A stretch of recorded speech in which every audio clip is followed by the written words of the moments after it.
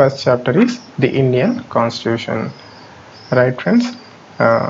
Here is some introduction about the Indian Constitution and a brief explanation about the textbook, about this textbook.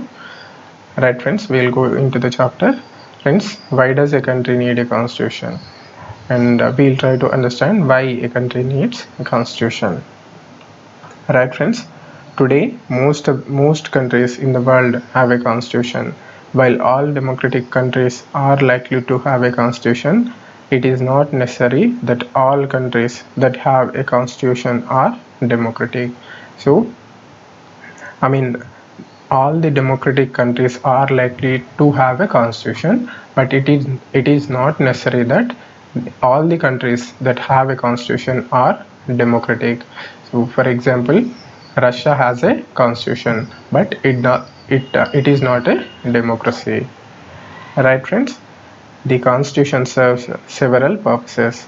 First one is it lays out certain ideals that form the basis of the kind of country that we as citizens aspire to live in. Or to put it in another way, a constitution tells us what the fundamental nature of our society is. So the constitution tells the fundamental nature of the society.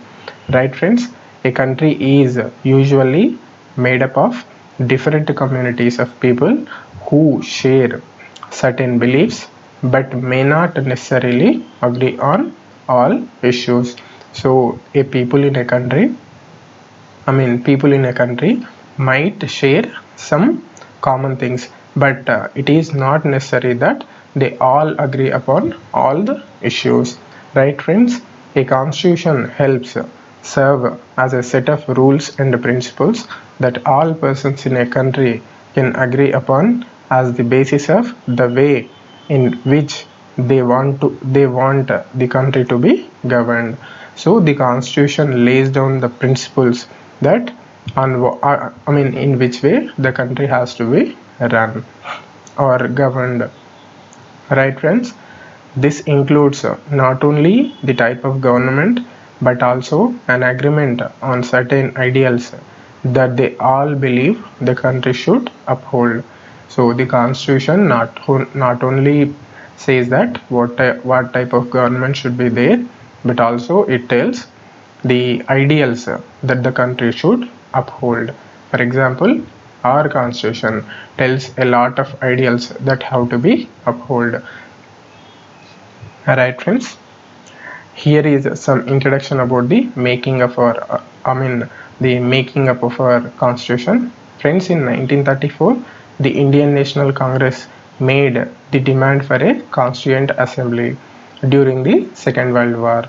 This assertion for an independent Constituent Assembly formed only of Indians gained momentum, and this was convened in December 1946. Right, friends? Between December 1946 and November 1949, the Constituent Assembly drafted a constitution for independent India. Friends, free to shape their destiny at last, after 150 years of British rule, the members of Constituent Assembly approached this task with the great idealism that the freedom struggle had helped produce. So the entire experience of national movement, freedom struggle, has been used in forming writing the Constitution of India. Okay, friends, let us try and understand what we mean by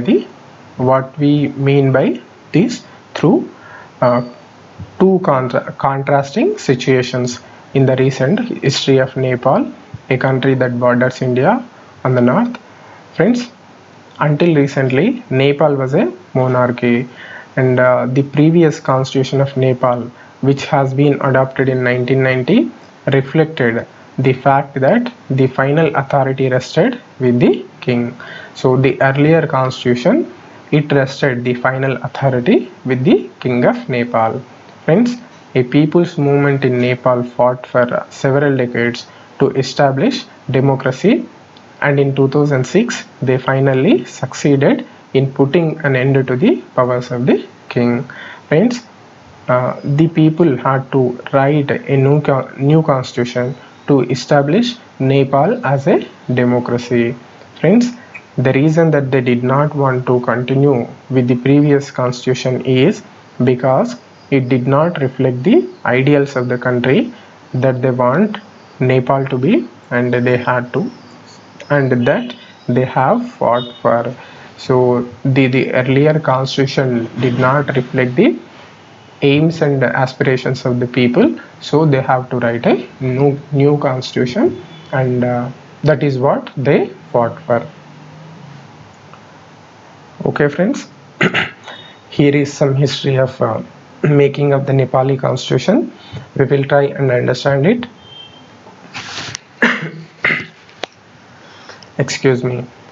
Friends, the country of Nepal has witnessed several people's struggles for democracy.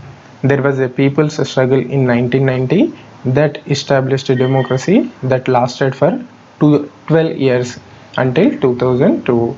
Friends, in October 2002, King Gyanendra, citing the Maoist uprising in the countryside as his reason, began taking over different aspects of the government with the army's assistance. Friends, the king then finally took over as the head of the government in February 2005. Friends, in November 2005, the Maoists joined other political parties to sign a 12-point agreement. Friends, the agreement signaled to the larger public an imminent return to democracy and peace. Okay friends, in 2006, this people's movement for democracy began gaining immense force. Friends, it repeatedly refused the small concessions that the king made, and finally, in April 2006, the king restored the third parliament and asked the political parties to form a government. So in a way, the king was forced by the movement of the parties and as well as the people's movement. Friends, in 2018, Nepal became a democracy after abolishing the monarchy, and the above photos show scenes from the people's movement for democracy in 2006. Friends, this is the photo of people's movement in Nepal. Okay friends, Nepal, by moving from a monarchy to a democratic government, needs to change all its constitutive rules in order to usher in a new society. So it has to change many of the rules that were there in the constitution to reflect the new ambitions of the society. Friends, this is why the people of Nepal adopted a new constitution for the country in 2015. Friends, the second important purpose of a constitution is to define the nature of a country's political system. So the second purpose is to define the nature of political system of a country. Friends, for example, Nepal's earlier constitution stated that the country was to be ruled by the king and his council of ministers. Friends, in countries that have adopted a democratic form of government or polity, the constitution plays a crucial role in laying out certain important guidelines that govern decision making within these societies. Right friends, in a democracy, we choose our leaders so that they can exercise power responsibly on our behalf. So we call this as representative democracy. We choose our representative and they exercise their opinion on our behalf, right friends? However, there is always the possibility that these leaders might misuse their authority, and the constitution usually provides safeguards against this. So there is no guarantee that the elected representatives will not misuse the power or work wholly in the people's interest. So when this occurs, the constitution provides the safeguards against this kind of development. Okay friends, in democratic societies, the constitution often lays down rules that guard against this misuse of authority by our political leaders. So in democratic societies, the constitution provides principles so that the political leaders do not misuse their powers. Friends, in the case of the Indian constitution, many of these laws are contained in the section of fundamental rights. So the fundamental rights are given to the people so that when there is misuse of authority by the people's representatives or the government, the people are protected. Okay, friends.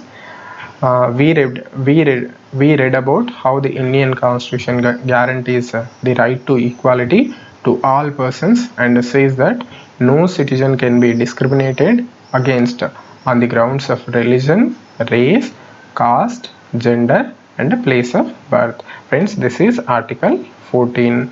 Friends, right to equality is one of the fundamental rights guaranteed by the Indian Constitution.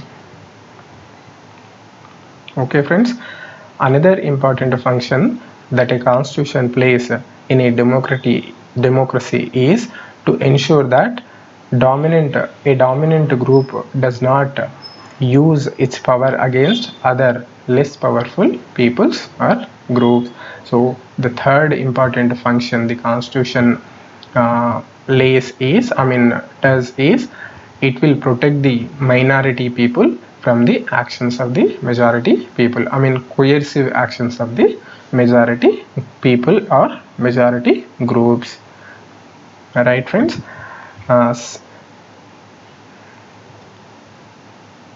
Friends, some kind of unhealthy situations can occur in democratic societies where a majority can continuously enforce decisions that exclude minorities and go against their interests. So this can happen. This is a danger that in many of the countries, many of the countries now happening. Friends, every society is prone to this tyranny of the majority. Okay, the constitution usually contains rules that ensure that minorities are not excluded from anything that is routinely available to the majority. Right, friends? Another reason why we have a constitution is precisely to prevent this tyranny or domination by the majority of a minority. So the another important function of the constitution is to prevent the tyranny of majority against the minority. Friends, this can refer to one community dominating another, i.e. inter-community domination, or members of one community dominating others within the same community, i.e. intra-community domination. So the constitution ensures that there is no inter-community domination and as well as intra-community domination, that is between the communities and within the community. So there should be no domination. Right, friends? The third significant reason why we need a constitution is to save us from ourselves. Okay, friends? The constitution helps to protect us against certain decisions that we might take that could have an adverse effect on the larger principles that the country believes in. Friends, for example, it is possible that many people who live in a democracy might come to strongly feel that party politics has become so acrimonious that we need a strong dictator to set this right. So some people might think that the democracy is not working, so we might need a dictator to set the things right. So take the case of corona. We are as far as possible following the principles of democratic principles, and we are respecting the people's fundamental rights in enforcing the COVID-19 restrictions. So still we are unable to control the spread of the COVID-19 virus. So in such scenario, some people might think that people will not, if there is freedom, people will not follow the rules. So we might need a dictator and we might need stricter rules so that the rules could be enforced and the people function properly, or the country will be run properly. So some of us might think like this. Friends, swept by this emotion, they may not realize that in the long run, dictatorial rule goes against all their interests. So, but what happens is, in the long run, dictatorial ruling goes against the basic rights or fundamental rights of the people. We have many such examples from across the world. Right, friends? A good constitution does not allow these whims to change its basic structure. So, a good constitution will not allow to change the structure of the constitution itself. Friends, it does not allow for the easy overthrow of provisions that guarantee rights of citizens and protect their freedom. Okay, friends, from the above discussion, we will understand that the constitution plays a very important role in democratic societies. So now we have come to an understanding that the constitution plays an important role in the democratic societies. Okay, friends, now we will try and understand the basic features of the Indian constitution. Right, friends? By the beginning of the 20th century, the Indian national movement had been active in the struggle for independence from British rule for several decades. Friends, during the freedom struggle, the nationalists had devoted a great deal of time to imagining and planning what a free India would be like. So while running the national movement, while running the freedom struggle, the national leaders idealized how India should be when India gets freedom. Friends, under the British, they had been forced to obey rules that they had very little role in making. So the laws were made by the Britishers, but they are forced upon the people of India. So people who are expected to follow the laws and the rules are no part in making those rules. Friends, the long experience of authoritarian rule under the colonial state convinced Indians that free India should be a democracy in which everyone should be treated equally and be allowed to participate in government. So this made the leaders to think that the government should be a democratic one and everybody should get an opportunity to participate in the process of governance or in the forming or in the process of making a government. Right, friends? What remained to be done then was to work out the ways in which a democratic government would be set up in India and the rules that would determine its functioning. Friends, this was done not only by one person but by a group of around 300 people who became members of the Constituent Assembly in 1946 and who met periodically for the next 3 years to write India's constitution. Right, friends, here is some information about the Constituent Assembly.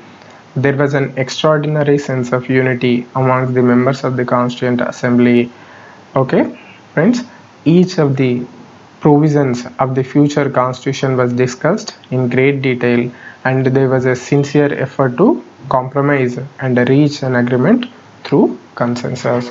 So there was an enormous effort to reach compromise and as well as consensus. Right, friends? These members of the Constituent Assembly had a huge task before them.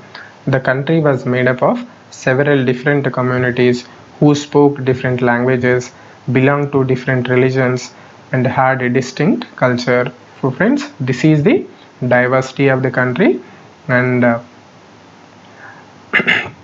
the members of the Constituent Assembly had a great task of bringing all these people together. Friends, also when the constitution was being written, India was going through considerable turmoil. So there was a demand for partition of the country, and there were communal riots, and the people were pitched against each other on the basis of caste and religion. Okay friends, the partition of the country into India and Pakistan was imminent. Some of the princely states remained undecided about their future, and the socio-economic condition of the vast mass of people appeared dismal. So these were the challenging situations when the constitution is being made. Friends, all of these issues played on the minds of the members of the Constituent Assembly as they drafted the constitution.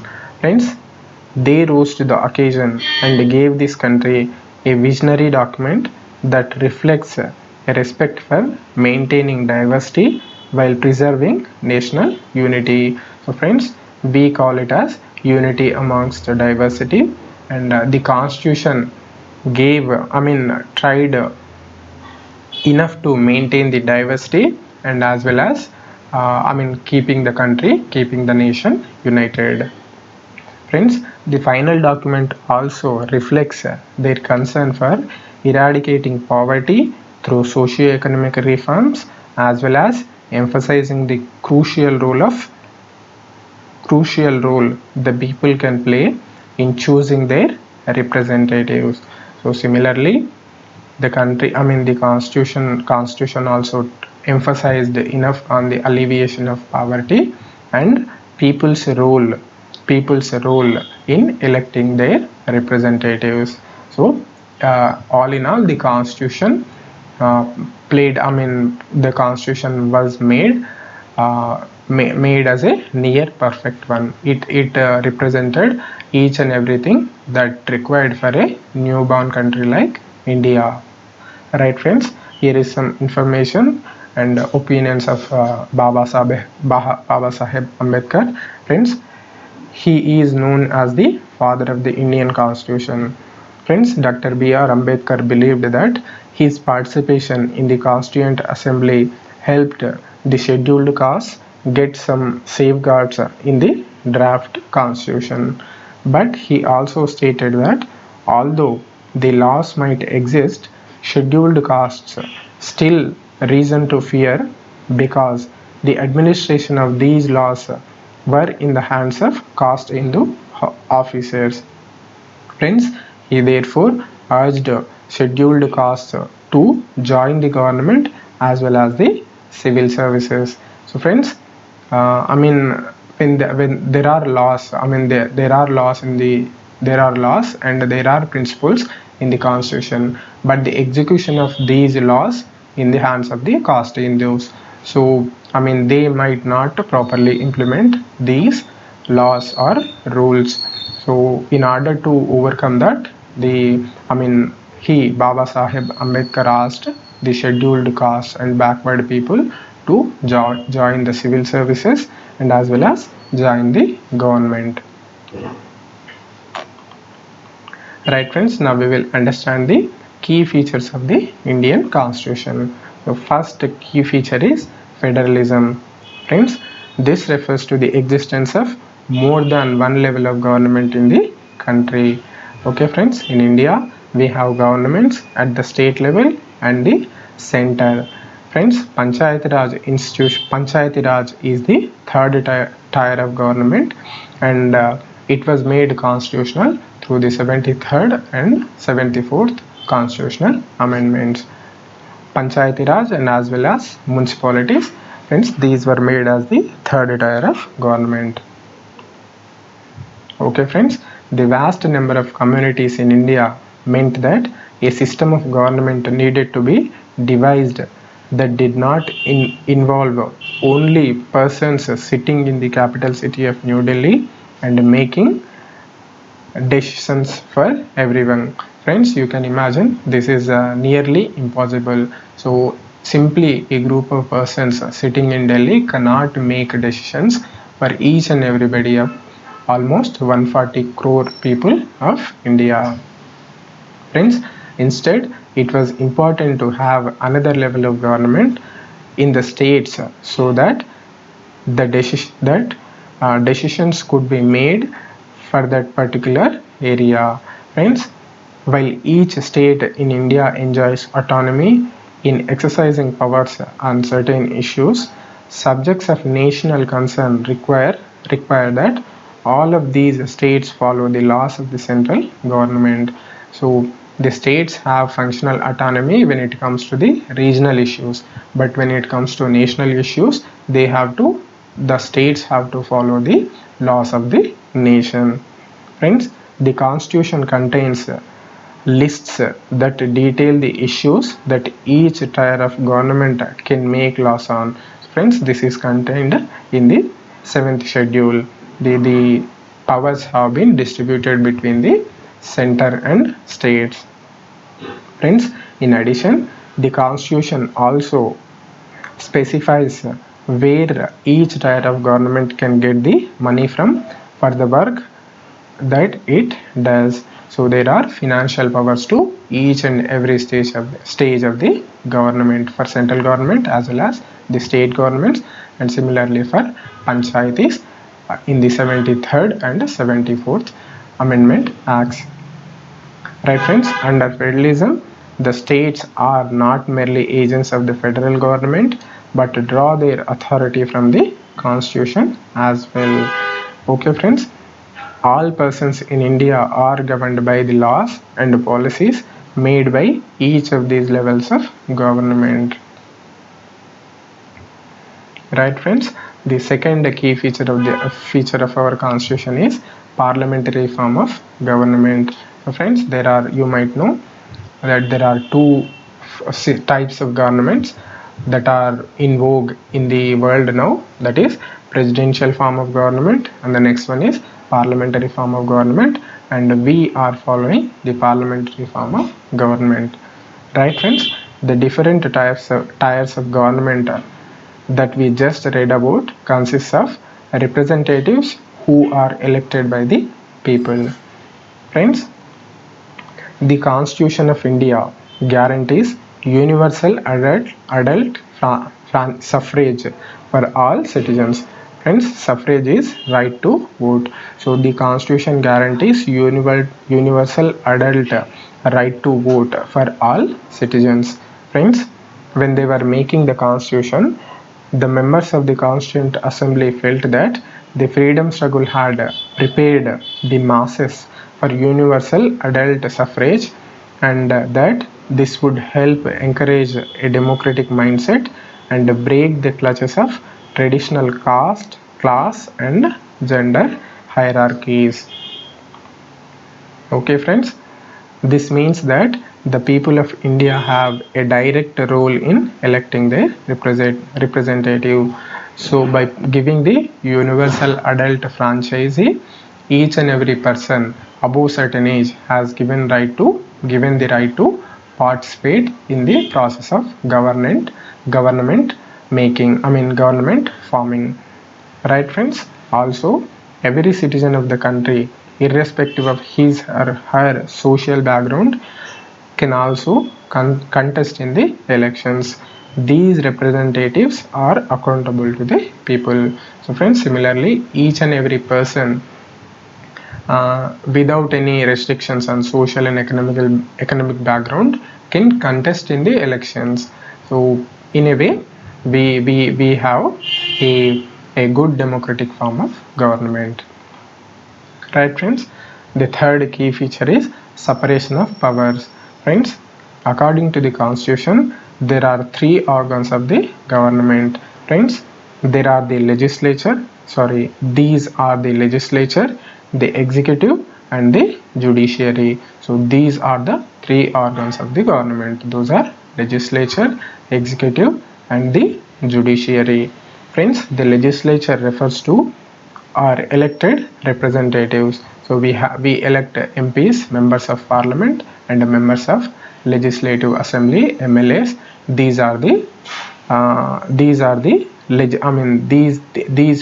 members constitute the legislature. Friends, the executive is a smaller group of people who are responsible for implementing laws and running the government. So from amongst the elected members of the legislatures, the government is formed. So generally, members of the ruling party, majority party, will form the government. Friends, the judiciary, of which we learn more in the next chapters, this refers to the system of our system of courts in our country. So generally, the judiciary means the system of courts in our country.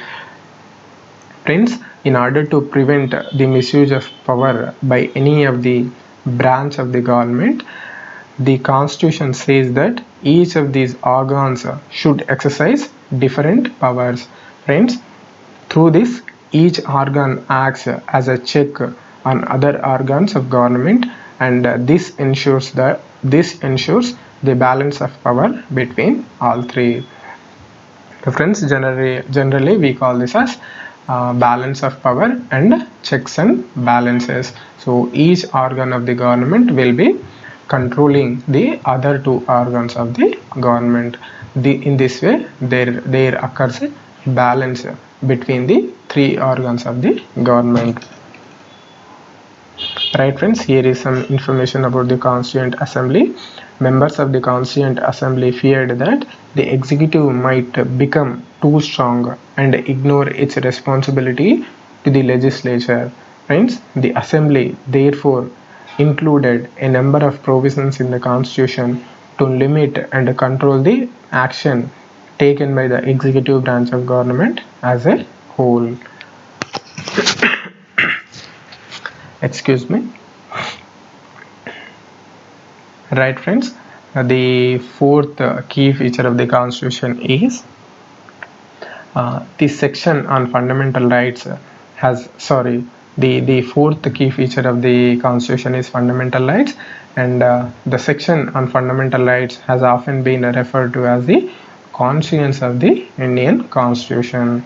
Friends, colonial rule had created certain suspicion of the state in the minds of the nationalists, and they wanted to ensure that a set of written rights would guard against the misuse of state power in independent India. Friends, fundamental rights therefore protect citizens against arbitrary and absolute exercise of power by the state. So the fundamental rights protect the people against the arbitrary exercise of power by the state.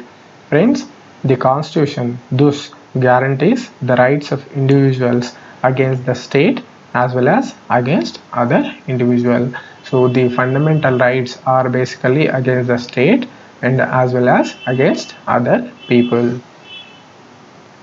Right friends, moreover, the various minority communities also expressed the need for the Constitution to include rights that would protect their groups. Friends, the Constitution therefore also guarantees the rights of minorities against the majority. So the minority communities have some special rights to protect their rights. Friends, as Dr. B.R. Ambedkar has said about these fundamental rights, their objects is twofold. So the fundamental rights have twofold objects. Friends, the first objective is that every citizen must be in a position to claim those rights. So first object is each and every person or citizen should be in a position to claim these rights, claim the rights. Friends, and secondly, these rights must be binding upon every authority that has got the power to make laws. So the second object is these rights are an obligation and each and every authority that has the power to make laws. Friends, in addition to fundamental rights, the Constitution also has a section called Directive Principles of State Policy, DPSP.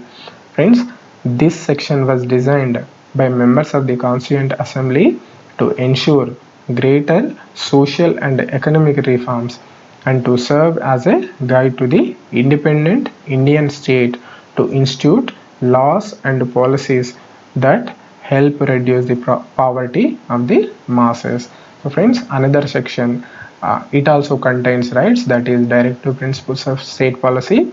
These rights are basically in nature of economic and social rights, and these work as a torchlight, as a guideline for the lawmaking or governance process of the state or government. So basically the fundamental rights, these are in nature of, these are the political rights, and the rights in directive principles of state policy are in the nature of social and economic rights. Right friends, now we will see the fundamental rights of the constitution. Friends, the first one is the right to equality. Friends, right to equality means all persons are equal before the law. This means that all persons shall be equally protected by the laws of the country. Friends, it also states that no citizen can be discriminated against on the basis of the religion, caste or sex. Right friends, every person has access to all public places including playgrounds, hotels, shops, etc. Friends, the state cannot discriminate against anyone in matters of employment, but there are exceptions to this that we will read about in the later in the book. Friends, the practice of untouchability has been abolished. So these all rights come under the right to equality. Right friends, right to freedom, the next important right. Friends, this includes the right to freedom of speech and expression, the right to form associations, the right to move freely and reside in any part of the country, and the right to practice any profession, occupation or business. Right friends, the third fundamental right is right against exploitation. Friends, the constitution prohibits human trafficking, forced labor and employment of children under 14 years of age. Okay friends, the fourth fundamental right is right to freedom of religion. Friends, religious freedom is provided to all citizens. Every person has the right to practice, profess and propagate the religion of their choice. Right friends, the fifth fundamental right is cultural and educational rights. Friends, the constitution states that all minorities, religious or linguistic, can set up their own educational institutions in order to preserve and develop their own culture. So friends, basically this right pertains to the minorities and their protection of their rights. Right friends, the sixth fundamental right is, and the very important one is the right to constitutional remedies. Friends, this allows citizens to move the court if they believe that any of their fundamental rights have been violated by the state. So any of the above five fundamental rights are violated, people or citizens can move to courts for protection or enforcing their fundamental rights. Okay friends, and we are reading the key features of the Indian Constitution. The fifth key feature is secularism. Friends, a secular state is one in which the state does not officially promote any one religion as the state religion. So right friends, the state do not have any religion and it will not promote any one particular religion. This is secularism. Friends, we will understand the ways in which a country's history often determines the kind of constitution that a country adopts itself. So we have a great history of national movement, freedom struggle.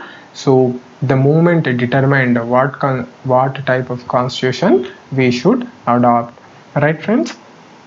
The constitution plays a crucial role in laying out the ideals that we would like all citizens of the country to adhere to, including the representatives that we elect to rule us. Right friends? The constitution has been amended over the years to reflect new concerns of the polity. Friends, often a major change in the constitution means a change in the fundamental nature of the country. So we saw this in the case of Nepal and how it needed to adopt new constitution after it became a democracy. So friends, what the author here is suggesting is, if the things are, that with the change of times, there is a need for change in the principles that we follow also. So the constitution also provides an opportunity to change the principles of constitution or the provisions of constitution accordingly. So there is a chance for amendments, to make amendments to the constitution, and to follow that we have made almost more than 100 constitutional amendment acts till now. Right friends, the different features of the Indian constitution outlined above involve complicated ideas that are often not easy to grasp. So these features of the Indian constitution are they are complicated ideas, and they are very difficult to understand or adopt. They are in fact very, in fact it is very difficult to implement them or follow them in a big and diverse country like ours, like India. Right friends, this is all about this chapter. Thank you for joining me. Have a good day. See you next time.